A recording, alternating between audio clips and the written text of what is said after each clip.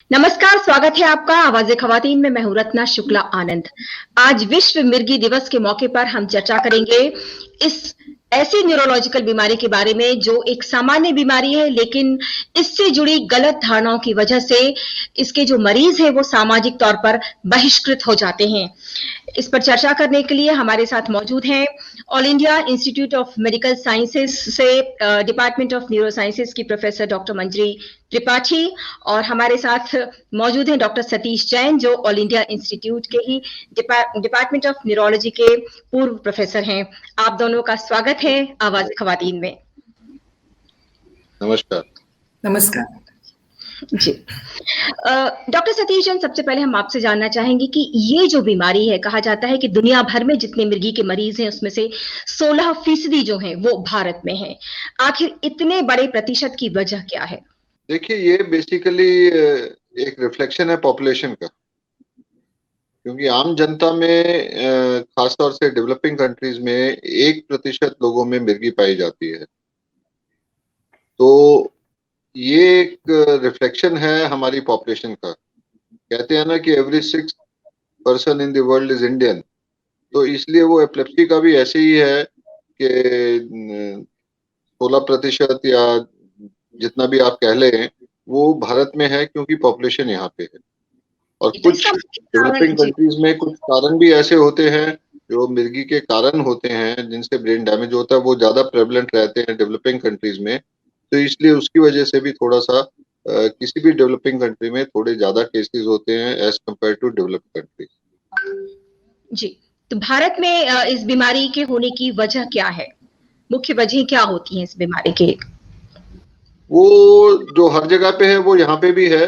Brain में damage, किसी भी प्रकार का जो हेड इंजरी हो जाए, डिलीवरी के टाइम जो प्रॉब्लम्स होती हैं, कुछ इन्फेक्शंस हैं, और बहुत सी और कई हेरिडिटरी कॉजेज होते हैं। कुछ जैसे वर्म की इन्फेस्टेशन की वजह से भी फिट्स आ जाते हैं, जिसको हम सिस्टिक सर्कोसिस बोलते हैं।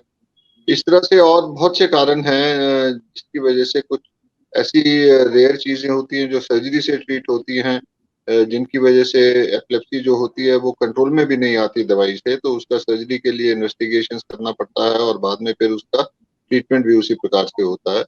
तो जैसे और जगह पे हैं वैसे ही कारण इंडिया में भी हैं। कुछ लोकल डेफिनेटली इन्फेक्शंस, इन्फेस्टेशंस और जो बर्थ इंजरीज, ये सब हैं, ये इंडिया में थोड़ी ज्यादा कॉमन है वेस्टर्न पॉपुलेशन के मुकाबले। जी, महिलाओं और पुरुषों की अगर बात करें तो क्या ये बराबरी से ये बीमारी? आमतौर पे मोर और लेस बराबर होती है। किसी किसी स्टडी में देखा गया है कि कुछ कईयों में कुछ पर्टिकुलर एपिलेप्सीज होती हैं जो फीमेल्स में ज्यादा कॉमन होती है, जैसे हेड इंजरीज वगैरह हैं वो मेल्स में ज्यादा कॉमन होती हैं।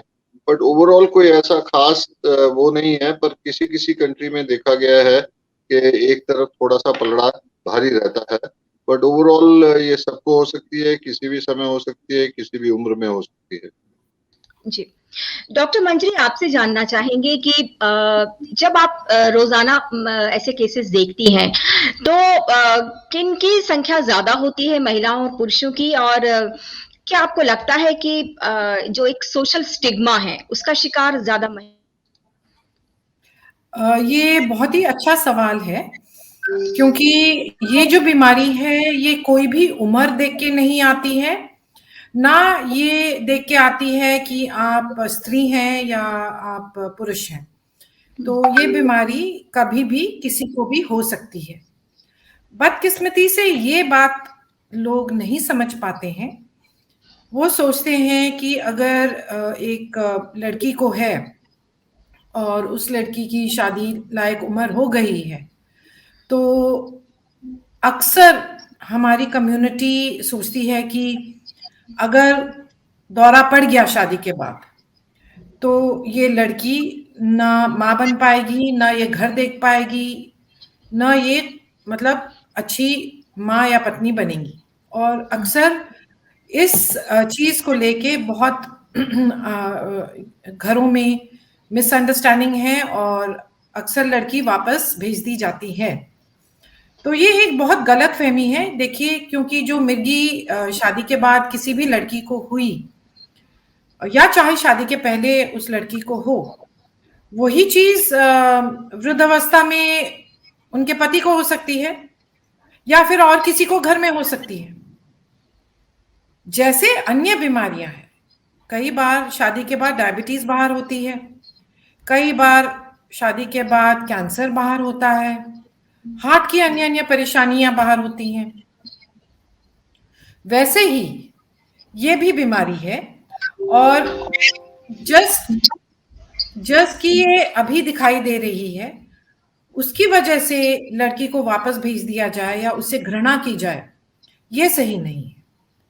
जो समझदार इंसान है या समझदार घर है, वो समझेंगे कि ये एक मेडिकल परेशानी है, इसका इलाज संभव है।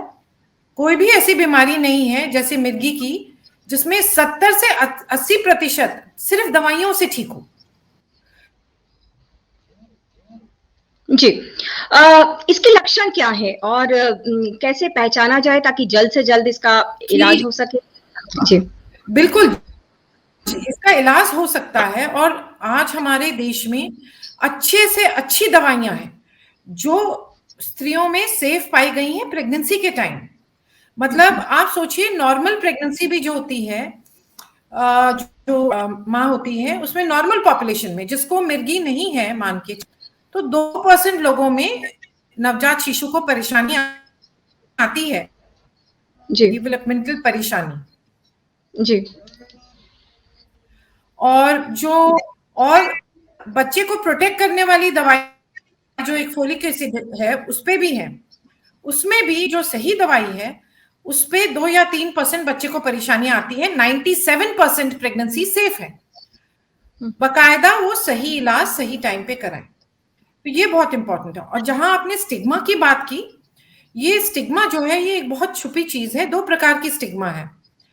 एक है पसीव स्टिग्मा, मतलब जो मरीज खुद समझता है कि वो उसे अलग है और उसकी वजह से वो थोड़ा सहम सा जाता है और जॉब नहीं करता, तो वो पसीव, जिसको एपिलेप्सी है वो खुद महसूस करता है। एक होता है एनैक्टेड स्टिग्मा। स्टिग्मा जैसे कोई मिर्गी का मरीज है, उसको कोई पब्लिक प्लेस में दौरा पड़ी या स्कूल के बच्चे या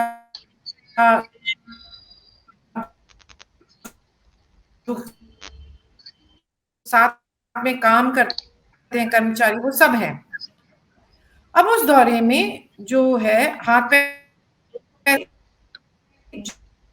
जो सहकर्मी, जबकि मिर्गी पागलपन की बीमारी नहीं है, जबकि मिर्गी ऐसी कोई बन जाती है जिसको हम बोलते हैं एनैक्टेड स्टिग्मा। तो ये भी हमारे देश में इस हथियार जो बोलते हैं, अगर आपको कोई भी बीमारी के बारे में नॉलेज होगी कि ये मिर्गी है, ब्रेन में न्यूरॉन्स होते हैं, में इलेक्ट्रिकल शॉर्ट सर्किट होता है, इसलिए कुछ ही क्षणों के लिए मरीज अनकॉन्शियस होता है और उसके बाद नॉर्मल जैसे आता है। बकायदा सरदर्द होता है, जैसे मुझे सरदर्द है। अब सरदर्द जब मुझे होता है, मेरे अच्छे 2-3 घंटे वेस्ट हो जाते हैं, पर उस बीमारी के लिए, सरदर्द के लिए कोई स्टिग्मा नहीं है। इतनी बड़ी स्टिग्मा क्या है, तो ये जो ऐसे है, लोगों को पता नहीं है।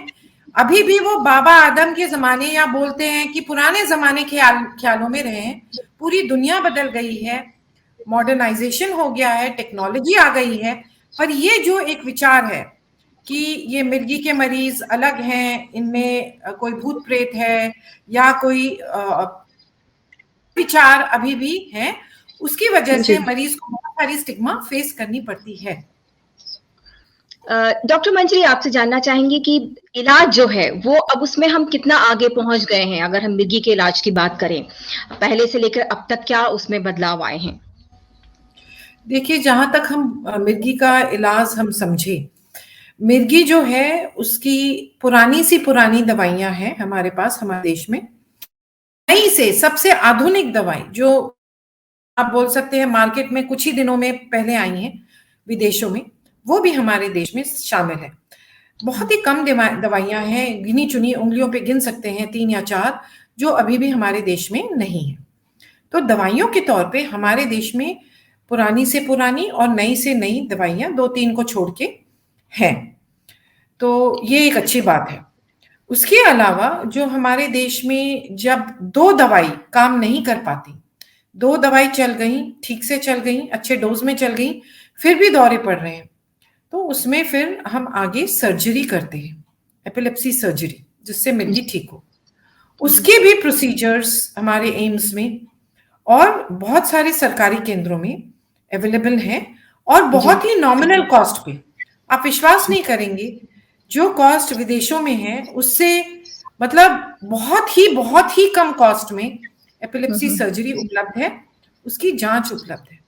इसके अलावा स्पेशल डाइट थेरेपीज हैं जिसको हम कीटोजेनिक डाइट या मॉडिफाइड एटकिंस डाइट बोलते हैं, ये भी हमारे देश में उपलब्ध है। इसके अलावा हमारे देश में एपिलेप्सी की स्टिग्मा, एपिलेप्सी की एंजाइटी, एपिलेप्सी के जिस हमारे देश में जो एपिलेप्सी की जो योगा है, जिससे हम एपिलेप्सी की एंजाइटी, एपिलेप्सी की डिप्रेशन, एपिलेप्सी एसोसिएटेड स्टिग्मा और दौरे भी कम हो सकते हैं, उसके लिए हमारे देश में योगा भी है।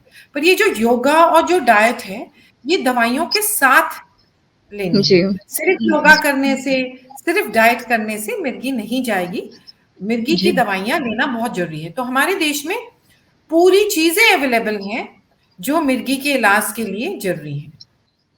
जी, डॉक्टर मंजरी ये जानना चाहेंगे कि समाज के तकरीबन हर तबके में ये समस्या है। आपने बताया कि जो ट्रीटमेंट है वो कोई ज्यादा महंगा नहीं है, सस्ता है, तकरीबन सभी जगहों पर मौजूद है। किस वर्ष की उम्र तक ये लक्षण देखने को मिलते हैं? ये मिर्गी, जैसे मैंने बोला, किसी की उम्र नहीं देख के आती है। नवजात शिशु से लेके 80-90 उम्र मिर्गी हो सकती है, क्योंकि अब ब्रेन में कोई भी इंजरी हो जाए, चाहे नवजात शिशु में ऑक्सीजन की कमी हो या बुढ़ापे में स्ट्रोक हो गया हो या फिर कोई ट्यूमर हो गया हो, बुढ़ापे में 60 साल, 65, 90 साल में, तब भी दौरे उत्पन्न हो सकते हैं। तो कोई भी उम्र में दौरे उत्पन्न हो सकते हैं। हाँ, कारण थोड़े बहुत हर उम्र की अलग अलग होते हैं। जी जी। तो यदि हम देखें तो इलाज हर जगह मौजूद है, लगभग हर शहर में मौजूद है। और यदि लोगों को ऐसा लगता है कि इस बीमारी का इलाज नहीं है या उसके चलते वो खास तौर से अगर शादी नहीं करते हैं बच्चियों की, तो ऐसा नहीं है, ये सभी जगह समान रूप से उपलब्ध है, आप ऐसा कहना है आपका? बिल्कुल, ये बहुत जानना जरूरी है कि मिर्गी की वजह से कोई पढ़ाई ना करे या कोई शादी ना कर पाए या फिर कोई अपना काम ना कर पाए, ये आज के दिन में बहुत ही उदास होने का कारण होगा। क्योंकि जैसे मैंने बोला, अगर आप दवाई ले रहे हैं, 70 से 80% आपके दौरे बंद हो सकते हैं, आप पढ़ाई कर सकते हैं। बेशक आपको स्कूल में फर्स्ट एड जो है, जो हम नाक वाली दवाई डालते हैं मिर्गी के लिए, एक इमरजेंसी की दवाई आती है जो हम नाक में देते हैं, वो आप स्कूल लेके जा सकते हैं। और अगर स्कूल में दौरा हो, वो नाक से दी जा सकती है। जैसे अस्थमा का अटैक है, अब अस्थमा के मरीज भी तो स्कूल जाते हैं, उनको दमे का अटैक वहां आए तो नाक वाली पफ या मुंह वाली पफ लेनी होती है, वैसे ही मिर्गी के लिए पफ है। इसके अलावा काम पे भी अगर दौरा आए तो नाक वाली इमरजेंसी वाली दवाई यूज हो सकती है। बहुत इंपॉर्टेंट है कि मरीज रोज दवाई खाए। ये ऐसी बीमारी है जिसमें अगर दवाई नागा कर दें तो हो सकता है दौरा उत्पन्न हो। तो ये बहुत जरूरी है कि दवाई एक दिन भी नहीं छोड़नी है। जैसे हम खाना रोज खाते हैं 3 बार, वैसे दवाई भी जैसे डॉक्टर ने लिखी है खानी है रेगुलरली, विदाउट उसको नागा किए। जी, वो कौन सी ऐसी सावधानियां हैं जो इन मरीजों को बरतनी जरूरी हैं? जैसे वो कौन से काम ना करें, या किसी खास तरह की जॉब ऐसा है कि ये लोग नहीं कर सकते हैं? जो माताएं हैं जो नवजात शिशु को संभालते समय, उन्हें क्या सावधानी रखनी है, ये अगर आप थोड़ा बताएं ताकि उनकी जिंदगी जो है, जो इस बीमारी से जूझ रहे हैं, वो आसान हो सके। बिल्कुल, ये बहुत इंपॉर्टेंट है कि जिनको मिर्गी है वो कोई भी खतरनाक चीज ना करें। अब खतरनाक कैसे? जैसे एक हमारे मरीज थे जो तलवार सीखना चाहते थे, तलवार चलाना। एक हमारे मरीज थे जो शूटिंग सीखना चाहते थे। जी या फिर आग के पास कोई काम, जैसे आग के पास जैसे जो लाइव अवन होता है जो जल रहा होता है, जी जी जी या फिर जो हेवी इलेक्ट्रिकल जहां पे लाइव इलेक्ट्रिसिटी चल रही है, या फिर ऊपर चढ़ के काम करना, जैसे सीढ़ियों पे चढ़ के काम करना। ठीक है, तो ये जो जी डेंजरस काम है ये नहीं पकड़ने हैं। अगर आपको काम पकड़ना भी है, डेस्क जॉब, सुपरविजन जॉब, या फिर जहां हेवी रनिंग मशीनरी नहीं है, जहां आग नहीं है, जहां ऊपर नहीं चढ़ना है हाइट्स पे, जहां पानी के अंदर नहीं जाना है, बंदूक चलाना या फिर तलवार चलाना, ऐसे खेल नहीं सीखना है। जो खेल सीख सकते हैं, टेबल टेनिस सीख सकते हैं, बैडमिंटन सीख सकते हैं, साइकिलिंग सीख सकते हैं। पर ये सब जो है ये बहुत जरूरी है कि ये तभी करें जब दौरे कंट्रोल्ड हो। अगर दौरे कंट्रोल्ड नहीं है तो ये बिल्कुल नहीं करना है। साइकिलिंग भी थोड़ी मुश्किल होगी क्योंकि गिर के माथा फूट सकता है।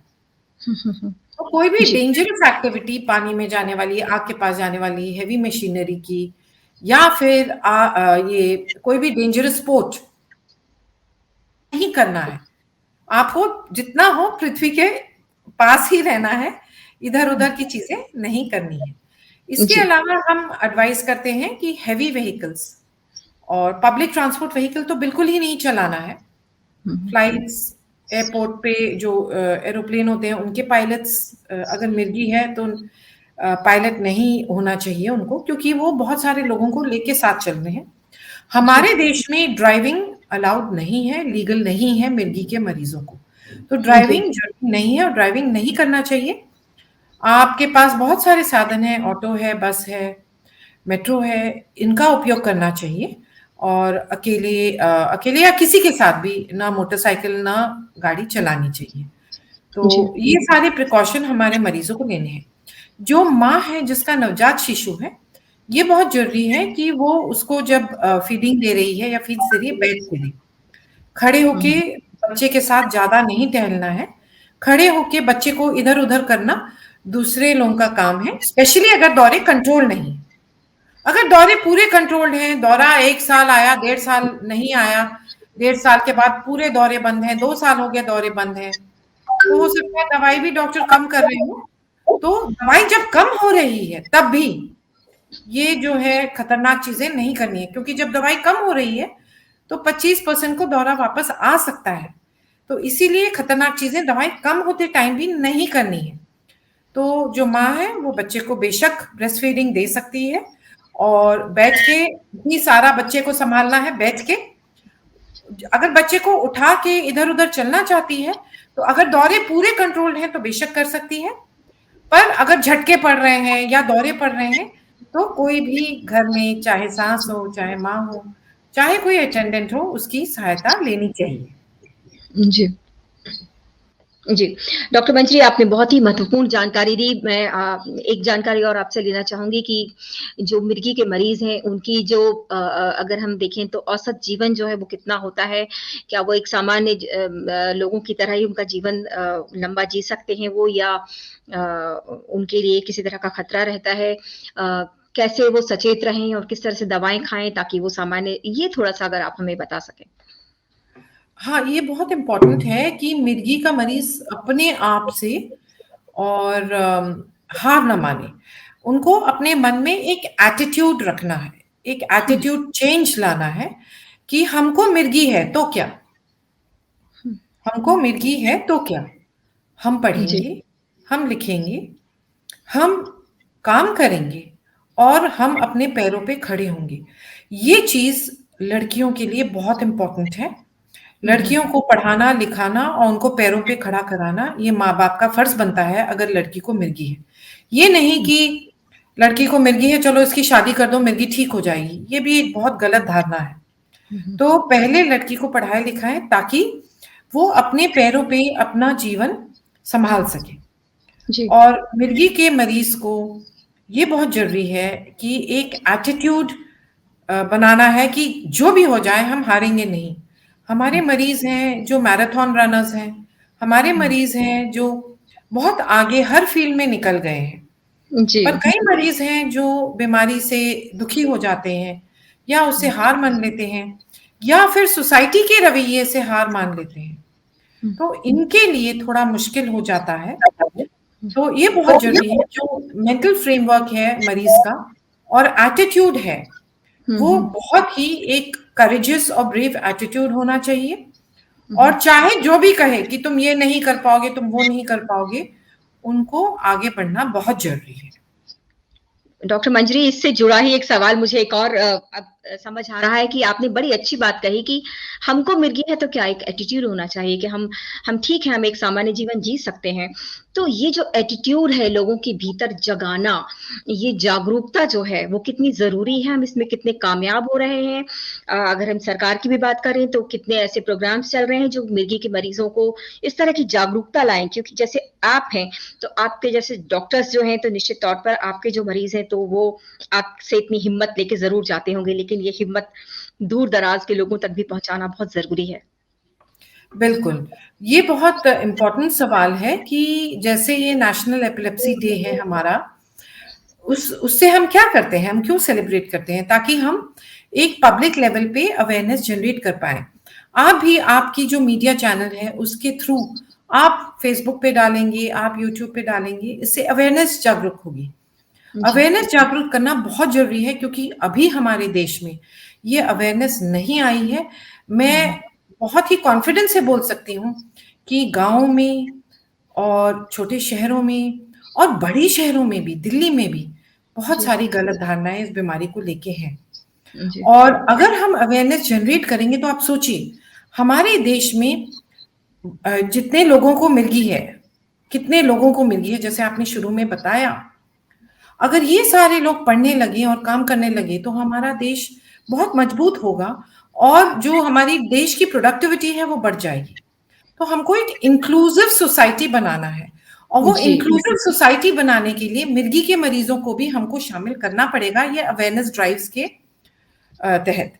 इसीलिए बहुत इंपॉर्टेंट है कि न सिर्फ गवर्नमेंट, हर पब्लिक प्राइवेट या पार्टनरशिप कह लीजिए, हर मीडिया चैनल या हर न्यूज़पेपर को एटलीस्ट मिर्गी दिवस पे 2 लाइन लिखना जरूरी है।